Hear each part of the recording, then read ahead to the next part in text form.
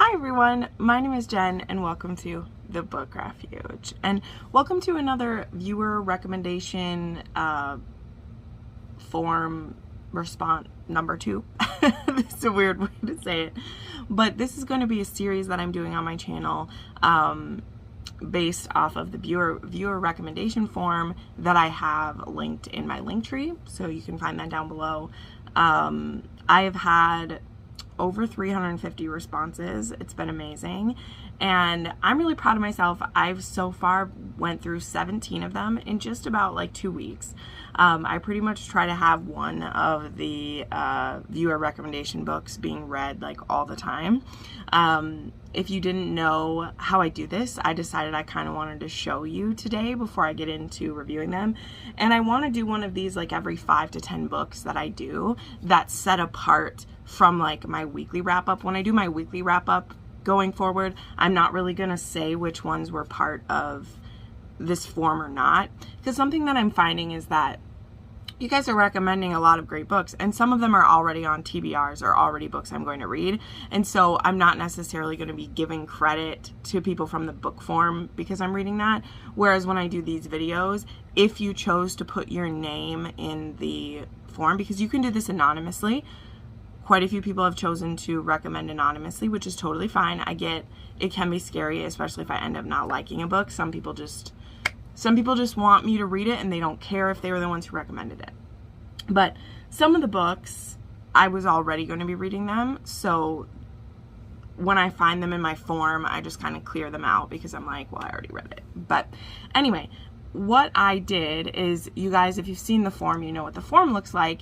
It's just a little Google form where you put in the name and the title, and then I ask you for the tropes or what romance subgenre it is, because sometimes that helps me decide, you know, if I'm in the mood for mafia, it's great because I can just Control F and look for mafia recs.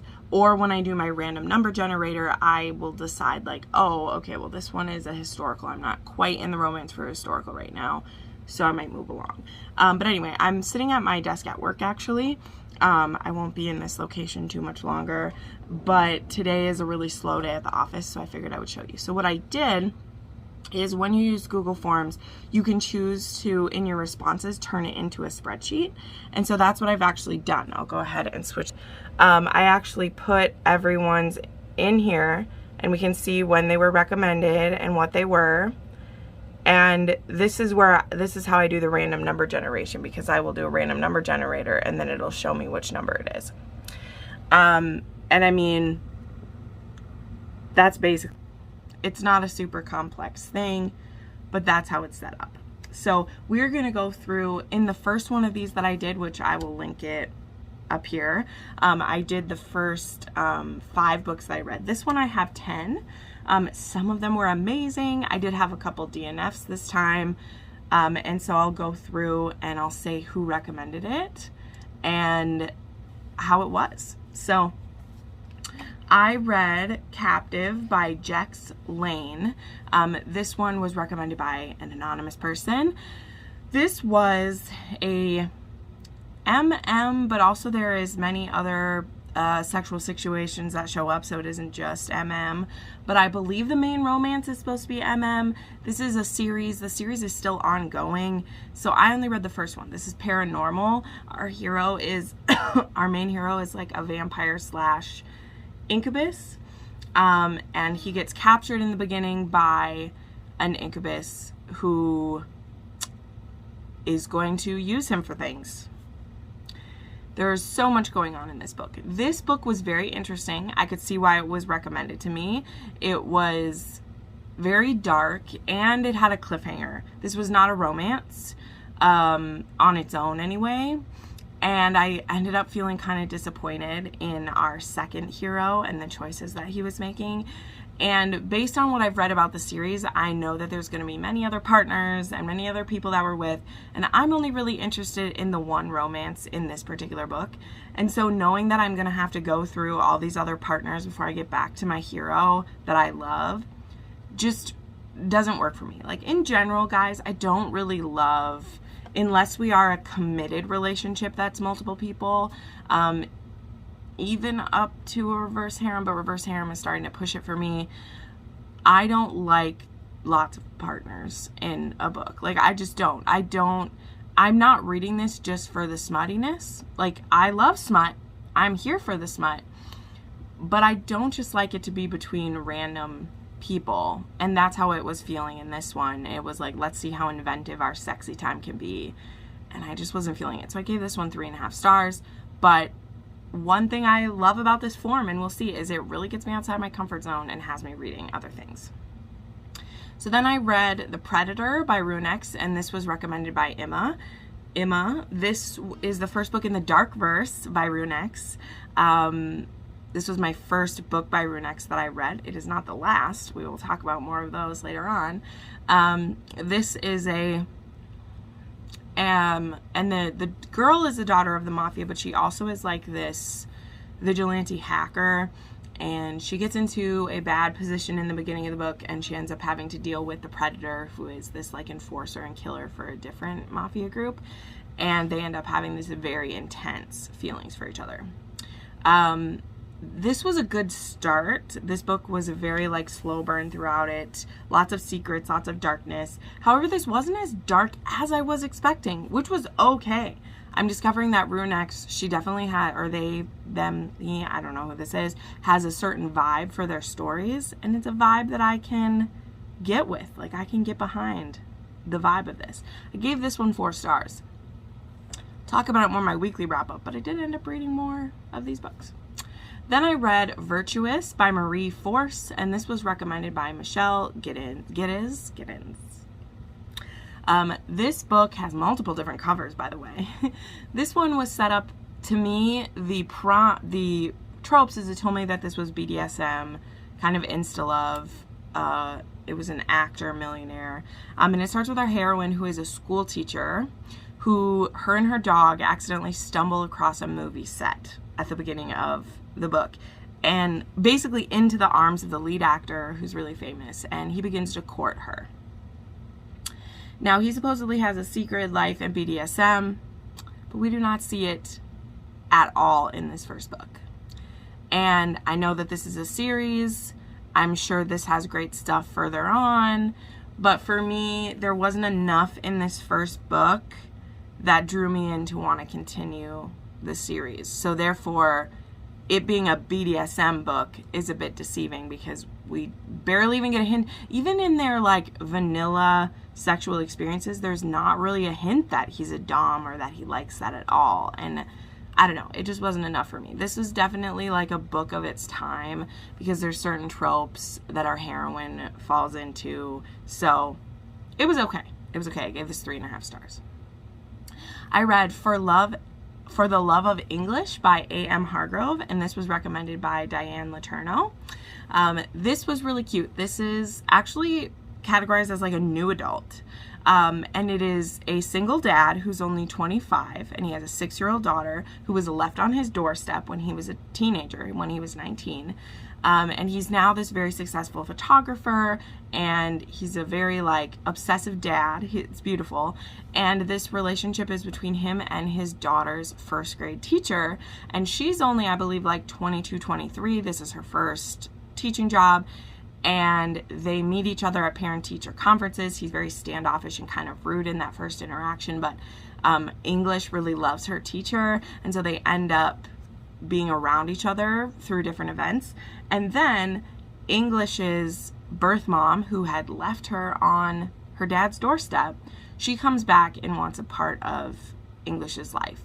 And so to try to help his custody case, he proposes to the teacher for a marriage of convenience, but not the kind where there's no touching. Like, they're in this right from the beginning, which was fun. I give this 4 stars. A couple things that threw it off is that the ending to this book just was like out of left field. Like, it was just like, whoa, it was this crazy, intense thing that just didn't quite fit the kind of story we were telling for me. But I gave this 4 stars. Next was Layer by Layer by Kaylee Ryan. This was recommended by Victoria. This was really sweet. This is the first in a series that's about these brothers, and actually the newest one is just coming out now. I think I want to continue the series. I don't know. It was very like laid back and fun. It was kind of a slow burn. It's actually between an administrative assistant and her boss, which was kind of funny. That's the job that I have. But she moves into town, and on the airplane, she sits by this guy who ends up being her boss.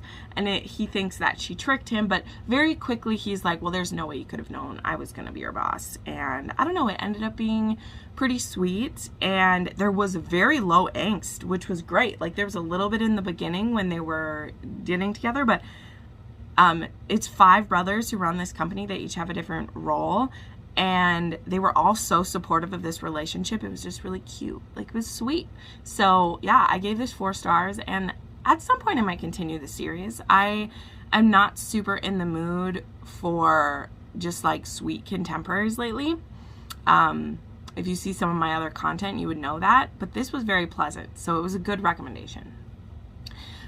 Then we had some great ones in a row. I read Broken Wing by Judith James, and this was recommended by Christy J, who I believe has her own book blog and everything. Wow, I did not know what to expect from this book. This was a historical romance, and it has a funky cover. This was like indie published, but there's also mass market paperbacks of this, so I feel like it had a run where it was mass market, and then it also is indie. It is on KU. You can read this on KU. This book is about a man named Gabriel who has been forced to be a prostitute for the last 8 years. And for the last 5 years, he's been looking out for this young man who I think is only like 8 or 9. And his name is Jamie. And Gabriel has been protecting him at this brothel. He has been taking his punishments, he's been taking his clients, he's been keeping him safe until he could be found by his brother and sister. So Jamie has a brother and a sister. They are half siblings to each other, but they are both, and they're also like half siblings to him, if that makes sense. And it was amazing. So at the beginning of this book, this brother and sister is showing up to rescue Jamie. Now Jamie is so young. He's been here 5 years. He doesn't even remember his brother and sister. He doesn't remember them, and he doesn't trust them. And so he demands that they bring Gabriel with, because Gabriel is his big brother and Gabriel loves him. And so they agree. They're like, yeah, he's protected him. He's kept our baby brother innocent and unmolested in this den of iniquity and just mistreatment. And so Sarah is the girl's name, and Ross is the brother. And so Ross has to buy Gabriel from the madam. And then also Gabriel just has so much baggage. So this book is really an epic historical romance. Honestly, I would say that. The first half is this absolutely gut-wrenchingly beautiful romance between these two, and them reaching out to each other, and between Sarah and Gabriel, and her trying to break through a lot of his preconceived notions about himself, and Gabriel trying to change how he thinks about sex and how he thinks about intimacy being different from sex, and then when they come together, what that's like. Yeah, there are some things in here that will break your heart, but this book, I gave this 5 stars. The only reason it wasn't a 6 star is because the ending was a little bit rushed through, okay? Everything else about this book was like a 6 star to me. It was so beautiful, and I need to get myself a copy of it right away. So thank you, Christy, for this recommendation. Gilded Cage by Nicole Fox was my next book. This was recommended by Carrie from Fantastically Taboo Books. She's my gal around the town. Sorry. This is one that I had on my, I actually had this one in my Kindle already. So I was like, let's go with this one. This was 5 stars for me. This was. This heroine and hero, they have a one-night stand at a club. Her father is going to be forcing her to marry someone. And so she has this one-night stand without protection, and she's pregnant. 4 months later, she's just found out she's pregnant, and she's like, the fuck am I going to do? And then our hero actually comes and like kidnaps her and kills her dad, I think, like kills everyone, and doesn't know that it's her, like didn't know that this was her. And then they end up being forced to get married, and, you know, and she's like, oh, and surprise, I'm pregnant with your baby. So there was so much going on with this book. I'm being super vague. There was some things that were amazing about this book. There's a point of this book where it's kind of like a survival situation. We're literally like living in the wilderness together. It was amazing. I did read the next book in this series, and I didn't love it quite as much as I loved this one. But I just think this was very well done, and it was so interesting. Like, our hero had just had so many layers to me. And yeah, I did give this one 5 stars. As a duet, I'd probably give the duet 4 stars, but this first one was 5 stars. Then I had a DNF. I did DNF Office Hate by Rachel Van Dyken. I won't say who recommended that one, just in case they don't want to know. This was a novella length. It was my first Rachel Van Dyken. I will definitely read more Rachel Van Dyken. I know she has some darker romance that I will probably enjoy, but I just couldn't connect with this. I don't know. I think part of it might be is that I was not in a rom-com mood, but also, I'm just being honest, the kind of rom-com that was happening in this shit, with this like office romance, what was going on, I was not a fan. I did not enjoy it at all. I gave this one 50% of a novella length, and I just had to tap out. It was ridiculous to me. So, sorry to my friend who recommended this. I do know the person who recommended this. I'm sorry. But this one did not work for me at all. It didn't. Again, it was probably my mood, but also the plot. I was like, what the fuck is happening in this book? So that was a DNF. Then I read Gothikana by RuNyx, and this was recommended multiple times. 3 times, actually. One by an anonymous person, once by Anushka Singhal, and by Kate Stone. So this one was recommended 3 times. This was actually one that I just picked to read it, because after I read The Predator and The Reaper, I did read both of those, I wanted to read more RuNyx. So I went through the list, and I saw Gothikana was recommended 3 times, so we read that one. This is a student teacher, but it's like in a college setting. It's this secret, creepy school. Our hero is about 27, and he's working on his doctorate, and he's like a student teacher guy, and then our heroine is 21. So it's an age gap, but it's not a huge age gap, and it's more taboo because there is like no student and teacher relationships at all. So it's taboo and secret for that reason, but it's not taboo because it's like gross. Like, they could totally date. It's fine. This one has a mystery going on.